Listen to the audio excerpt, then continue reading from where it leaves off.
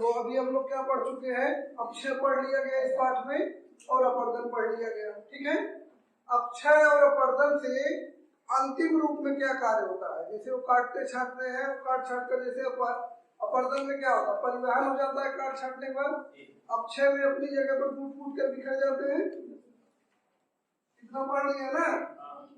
अब उससे अंतिम में होता क्या है, उसका प्रभाव से क्या बनता है, इसको पढ़ेंगे। तो इससे जो बनता है अंतिम रूप से उसको बोलते हैं मृदा। अब मृदा क्या होता है, देखो किसी भी चीज को पढ़ेंगे तो सबसे पहले पढ़ेंगे वो क्या है, यानी कि उसकी परिभाषा।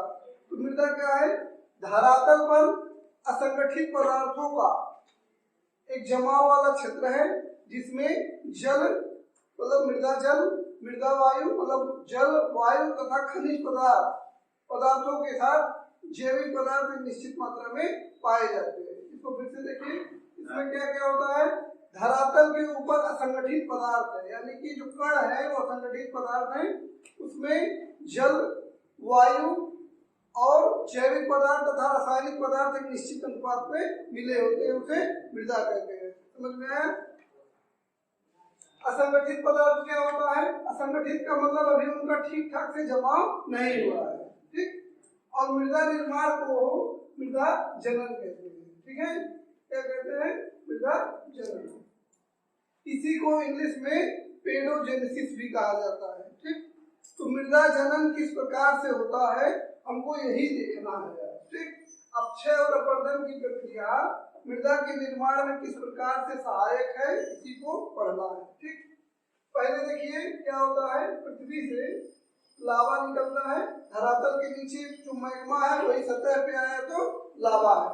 लावा जैसे ही आएगा पृथ्वी की सतह पर ये ठोस हो जाएगा कि नहीं, ठोस होके जम जाएगा, मान लीजिए कि आवरण बन जाता है। ठीक है, मतलब मिट्टी कैसे बनती है शुरू में, तो पहले लावा आया, ठोस होके जम गया। ठीक, अब इस पे बैक्टीरिया मतलब जो सूक्ष्म जीव होते हैं वो, यानी कि जीवाणु जिसको बोलते हैं बैक्टीरिया या जीवाणु, और कुछ ऐसे पौधे हैं जो कहीं भी प्रारंभिक रूप से निकलते हैं, जैसे काई, लाइकेन, काई तथा लाइकेन, ये सब आके इसके ऊपर जमना शुरू होते हैं। ठीक है,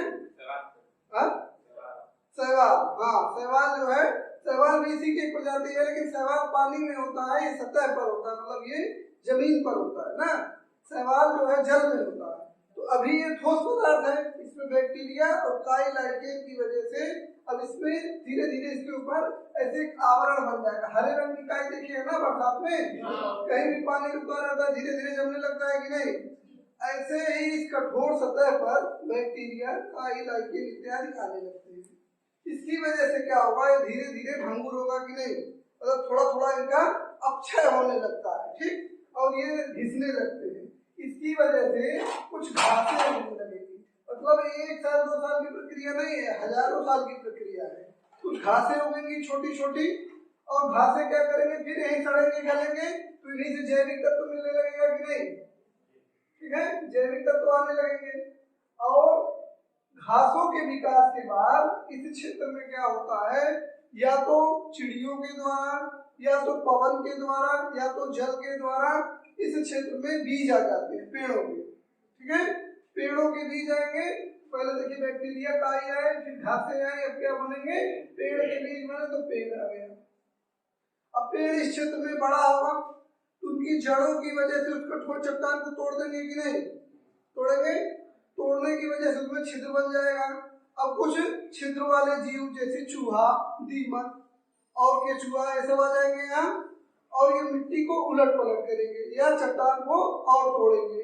इसकी वजह से ये पूरा क्षेत्र धीरे धीरे टूट कर एक मिट्टी की परत के रूप में बिछ जाएगा, जिसमें जैविक तत्व, रासायनिक तत्व, जल, मृदा इत्यादि एक निश्चित मात्रा में पाई जाती है।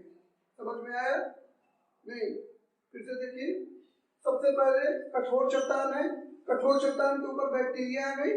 ठीक, कठोर चट्टान है, हजारों साल तक वर्षा हुआ, धूप हुआ, उसकी वजह से बैक्टीरिया, काई, लाइकेन जैसे पदार्थ जमने लगे। ठीक है, इसकी वजह से धीरे धीरे चट्टान का क्षरण होना शुरू हुआ, क्षरण की वजह से फिर उसमें जो अगली वनस्पति होगी वह हुई घासें।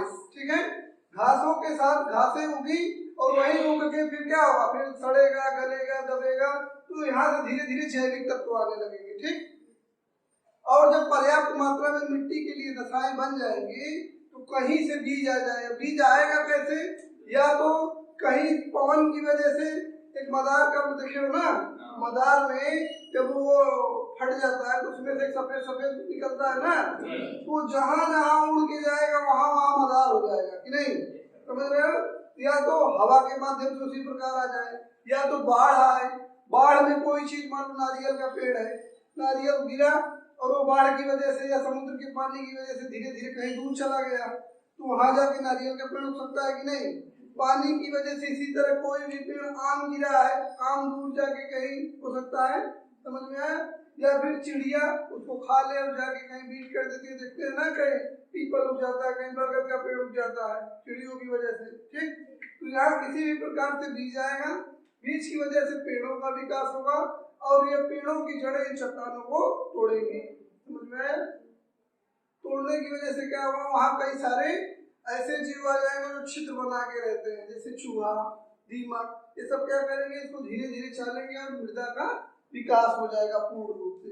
तो इस मृदा के विकास के लिए 5 चीजें महत्वपूर्ण है। ठीक है, ये जो मृदा विकास हो रहा है, ये 5 चीजें इनके लिए सबसे महत्वपूर्ण है। अगर ये ना रहे तो मृदा का विकास नहीं होगा। ठीक है, तो पहला क्या है, पहला है आपका मूल पदार्थ। ठीक है, जो कण बनेगी।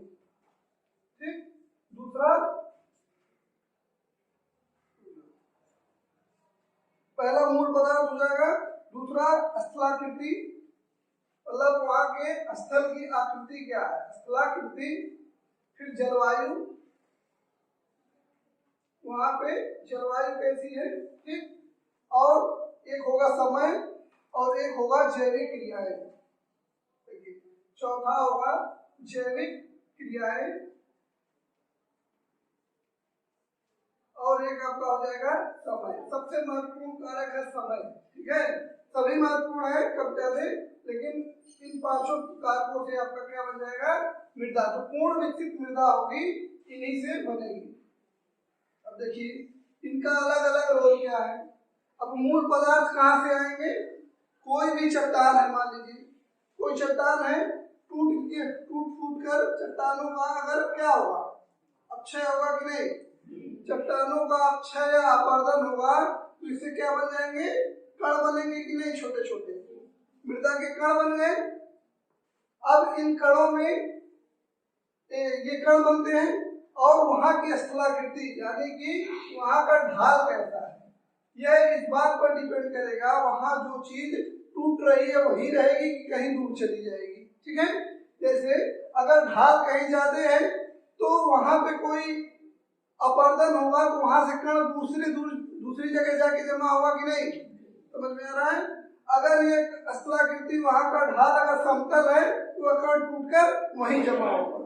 अगर ढाल अधिक है तो नदी वगैरह तोड़ेगी, और नदी तोड़ेगी तो अपने साथ बहा कर ले जाएगी, और बहा कर ले जाएगी कहीं जाकर ले जाके निक्षेपित करेगी। ठीक है, और अगर समतल है तो टूट फूट कर वही बिखर जाएगा, यानी अक्षय की क्रिया होगी नहीं। ठीक, इसी प्रकार अगर उत्तरी गोलार्ध में है, ढाल इसका कुछ इस प्रकार से है, ठीक है, तो दक्षिण वाला भाग होगा, इस पे सूर्य का प्रकाश अधिक पड़ेगा। जैसे भारत में जो हिमालय का क्षेत्र है जो भारत की तरफ पड़ता है, वो हिमालय का दक्षिणी भाग है, तो उसमें सूर्य का प्रकाश अधिक पड़ता है। इस कारण से यहाँ गर्मी अधिक पड़ेगी, वर्षा भी अधिक होगी। जो ढाल वाला क्षेत्र है दक्षिणी ढाल, यहाँ पे गर्मी और वर्षा अधिक होगी, तो यहाँ कुछ विशिष्ट प्रकार की मिट्टी बनेगी। यहाँ गर्मी कम पड़ेगी और ढाल भी, वर्षा भी कम होगी, तो वहाँ अलग तरह की मिट्टी बनेगी। समझ में आया, यानी कि स्थलाकृति की वजह से, यानी ढाल की वजह से मिट्टियों में भिन्नता आ रही है कि नहीं, समझ में आ रहा है। अब देखिए जलवायु का क्या रोल है। जलवायु, जहां पे जिस प्रकार की मिट्टी रहेगी, जैसे ये जलवायु, अगर मान लीजिए जलवायु कैसी हो सकती है, उष्ण हो सकती है या शीत होगी। ठीक, अगर उष्ण है और आर्द्र है, उष्ण आर्द्र जलवायु है, यानी कि यहाँ गर्मी अधिक हो रही है, वर्षा भी अधिक हो रही है, यानी भूमध्य रेखीय क्षेत्र। तो यहाँ वनस्पतियां जल्दी जल्दी उगेंगी कि नहीं उगेंगी, और वह वनस्पतियां जब क्षरित होंगी तो उससे जो जैविक पदार्थ निकलेगा वो भी अधिक निकलेगा। समझ में आया कि नहीं? इसकी वजह से जलवायु जहाँ पे उष्ण आर्द्र रहेगी वहाँ बैक्टीरिया ज्यादा रहेगी कि नहीं। जैसे बरसात के समय में देखते हैं कीड़े मच्छर मक्खी इत्यादि अधिक हो जाते हैं कि नहीं हो जाते हैं। अगर उष्ण और आर्द्र क्षेत्र है तो वहाँ इस प्रकार के जीव जंतु अधिक पाए जाएंगे और इस क्षेत्र की मिट्टी को वह बनने में प्रभावित करेंगे। अगर उष्ण है लेकिन आर्द्र नहीं है, शुष्क है, यानी कि मरुस्थल वाला क्षेत्र है, तो मरुस्थल वाले क्षेत्र में क्या होगा, वहाँ वनस्पति नहीं पाई जाएगी। गर्मी की वजह से वहाँ चट्टानें टूटेंगी, कण बनेंगे, लेकिन वो सारे जैविक तत्व तो नहीं पाए जाएंगे। समझ में आया? यानी जलवायु का रोल है कि अगर कहीं उष्णाद्र जलवायु है तो दूसरी तरह की मिट्टी बनेगी, कहीं शुष्क जलवायु है तो दूसरी तरह की मिट्टी बनेगी। इसी प्रकार से शीत क्षेत्र है, शीत क्षेत्र में वनस्पतियों की अपेक्षाकृत कम पाई जाएगी गर्म क्षेत्रों की तुलना में। जैसे ठंडे में देखो घास जल्दी जल्दी बढ़ती है कि बरसात में, बरसात में। अब मान लो शीत क्षेत्र है यानी ठंडा क्षेत्र है, तो ठंडे में धीरे धीरे वनस्पतियां बढ़ेंगी और यहाँ जीव जंतु भी थोड़ा कम पाए जाएंगे, तो यहाँ अलग प्रकार की मिट्टी बनेगी। समझ में आया? अभी इसको समझा देंगे विस्तार से कि किस किस जलवायु में क्या क्या मिट्टी बनती है अगले पाठ में। हालांकि कक्षा 12 में ये नहीं है, ठीक है। कक्षा 12 में जितना दिया है अभी हम उतना बता रहे हैं, थोड़ा सा और बता देंगे आगे तो समझ में आ जाएगा किस क्षेत्र में कौन सी मिट्टियां बनती है। ठीक, आगे बढ़े।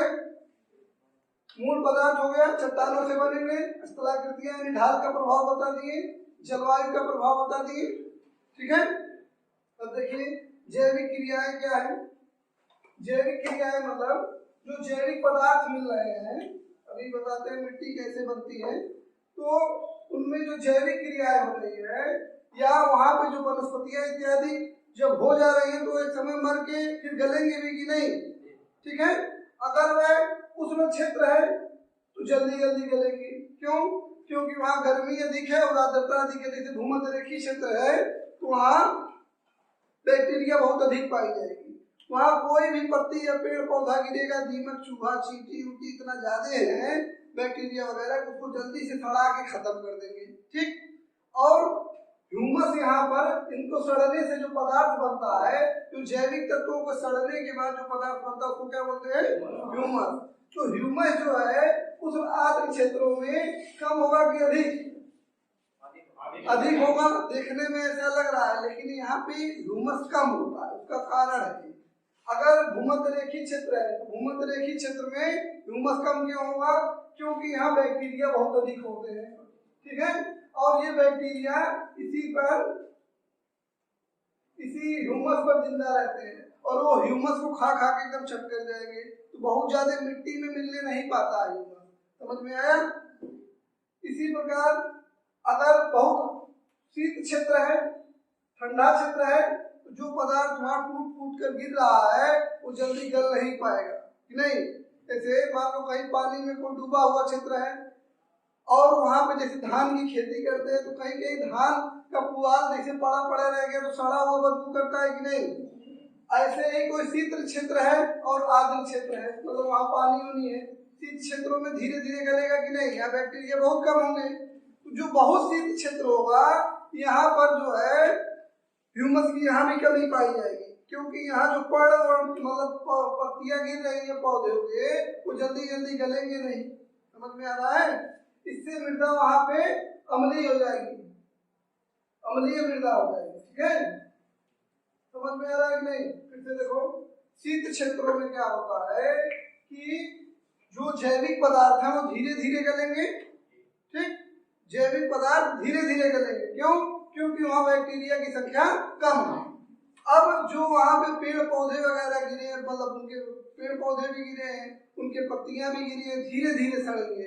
इसकी वजह से वहां मृदा अम्लीय हो जाती है और अम्लीय मृदा को पीट मृदा कहते हैं। तो इन क्षेत्रों में पीट मृदा पाई जाएगी, जैसे साइबेरिया में पौडजाल और पौडजौलिक। आगे पढ़ाएंगे क्या होता है। पौडजाल और पौडजौलिक मृदा पाई जाती है और पीट मृदा या अम्लीय मृदा है, ठीक है। एकदम शीत क्षेत्रों में और एकदम उष्ण क्षेत्रों में जल्दी जल्दी ह्यूमस बनेगा लेकिन खा के खत्म कर देंगे, यानी कि इन दोनों क्षेत्रों में ह्यूमस की कमी होगी। ठीक, अब देखिए मध्य अक्षांशीय क्षेत्रों में क्या होता है। मध्य अक्षांश मतलब न तो बहुत ज्यादा गर्मी और न तो बहुत ज्यादा ठंडी, यहाँ पर सबसे अच्छी मिट्टी बनेगी। ठीक, क्यों? क्योंकि यहाँ मृदा के कण बन गए, समझ में आया? मृदा के कण बने और उन कणों में जैविक पदार्थों का खूब बढ़िया से मिश्रण होगा, क्योंकि यहाँ बैक्टीरिया उस अनुपात में पाए जाते हैं ताकि जैविक पदार्थों को ह्यूमस में बदल सके और उनको बहुत ज्यादा खाते भी नहीं है। इस वजह से यहाँ जो कण है इसमें ह्यूमस बढ़िया से मिल जाएगा। ह्यूमस का रंग कैसा होता है? कोई भी पदार्थ जैसे गोबर है, गोबर बाद में सड़ने के बाद जो बनता है खाद, वही समझ लो ह्यूमस है। या पेड़ पौधे पड़ने के बाद सड़ने के बाद जो बनते हैं उसका रंग कैसा होता है ह्यूमस का? काला। तो यहाँ जो मिट्टी बनेगी मध्य अक्षांशीय क्षेत्र में कैसी होगी? काली मिट्टी। तो वो काली मिट्टी उपजाऊ होगी कि नहीं होगी? समझ में आ रहा है? क्योंकि ह्यूमस मिला है।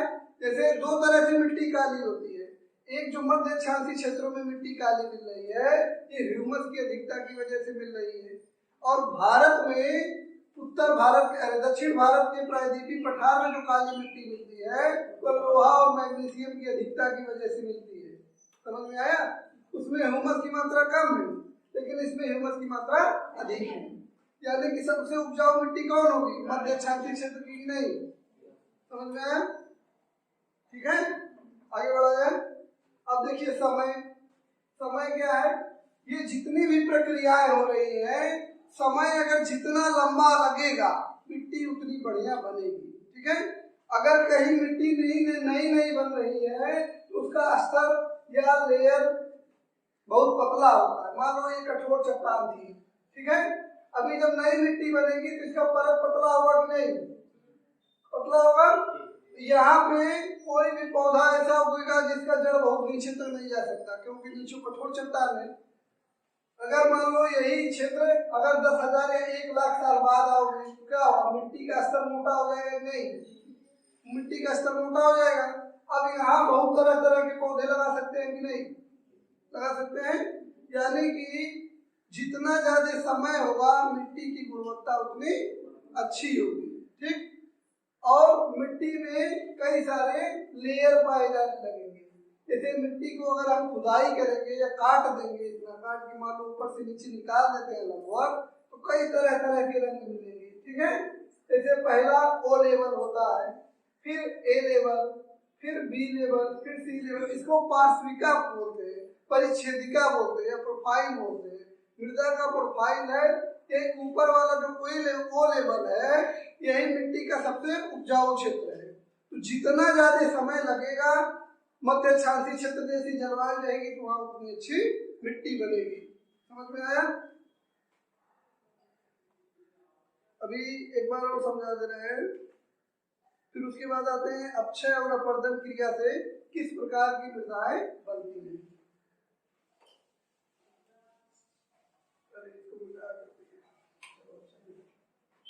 देखो पहला क्या था? मूल पदार्थ।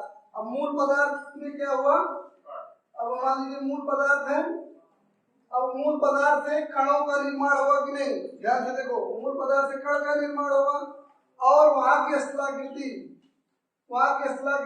ये डिसाइड करेगी कि वह मूल पदार्थ वहीं रुकेंगे कि आगे जाएंगे, या वह जल्दी टूटेंगे या धीरे धीरे। ठीक है, अभी बताया ढाल का प्रभाव बता दिए।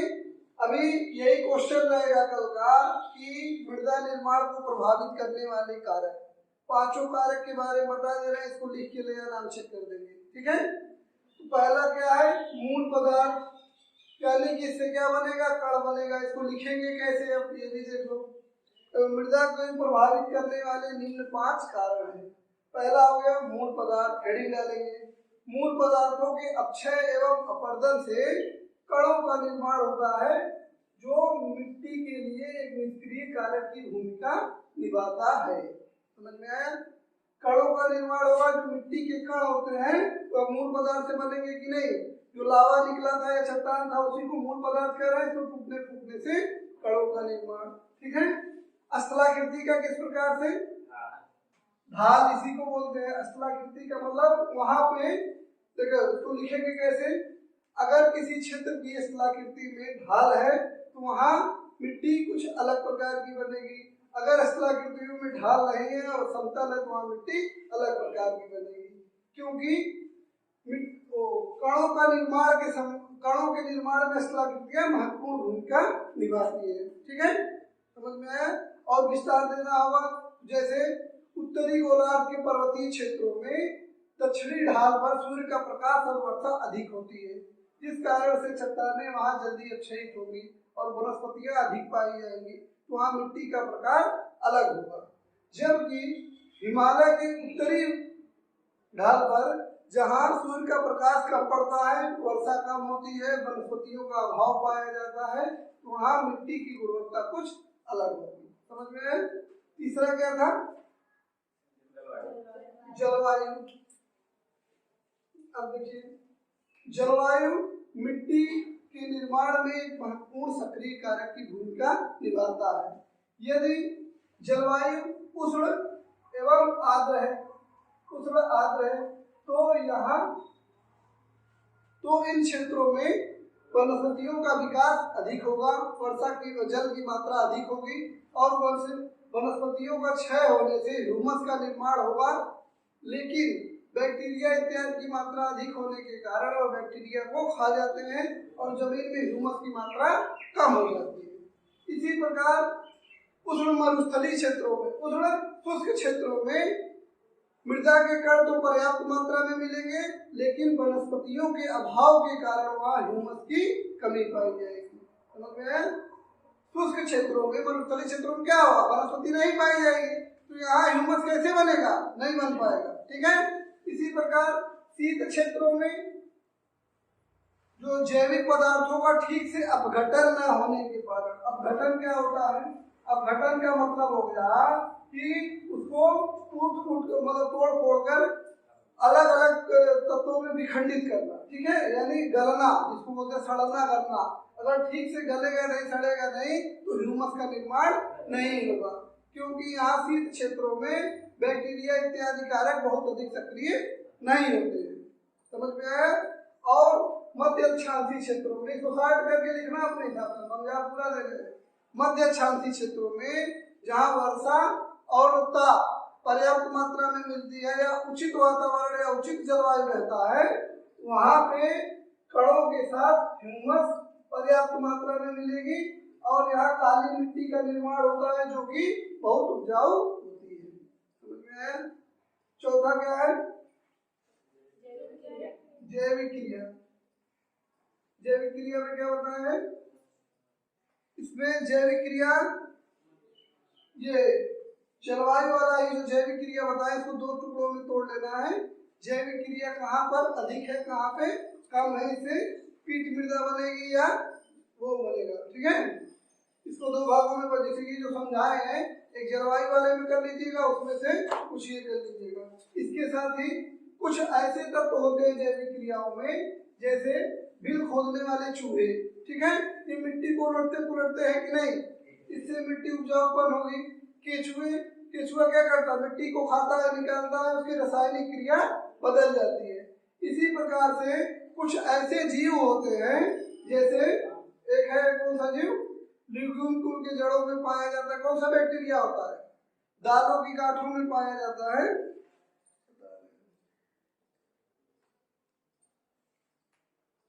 राइबोजियम एक बैक्टीरिया होता है, ल्यूग्यूम कुल के या दलहन वाली फसलों की जड़ों में पाया जाता है। तो नाइट्रोजन को क्या करते हैं? जो हवा में नाइट्रोजन है उसको नाइट्रेट में बदल देंगे। किसमें? नाइट्रेट में। ठीक है, और नाइट्रेट में बदलने के बाद पौधे इसका उपयोग कर सकते हैं। ठीक है, पौधे उसका उपयोग करके अपना ग्रोथ बढ़ाते हैं। ठीक, समझ में आया? अगला देखिए, समय सबसे महत्वपूर्ण भूमिका है। किसी भी क्षेत्र की मृदा के निर्माण में समय की एक महत्वपूर्ण भूमिका ऐसे लिखेंगे। ठीक है, अगर मृदा लंबे समय से किसी क्षेत्र में बनती है तो उसमें मृदा का प्रोफाइल या मृदा परिच्छेदिका सुविकसित होगी और उसमें कई सारे स्तर पाए जाएंगे और इन स्तरों की वजह से मृदा काफी उपजाऊ होगी। ठीक है, समझ में आया? तो 12 में इतना है। इसके आगे हम पढ़ा दे रहे हैं कि मृदा कैसे बनती है, क्षेत्रीय मृदा, अक्षेत्रीय मृदा, अंतर क्षेत्रीय मृदा, ये एक्स्ट्रा पढ़ा रहे हैं। बीए में जाओगे तो उसका काम आएगा। ठीक, और कोई भी एग्जाम देने जाओगे, छोटा मोटा एग्जाम कंपटीशन वाला, तो उसमें भी आ सकता है। छोटे मोटे में है, पीसीएस यूपीएस के स्तर के एग्जाम में ये पूछता है, तो उसको बता देंगे। ठीक है, अगली क्लास में। बंद कर दो। और अब बताओ क्या नहीं समझ में?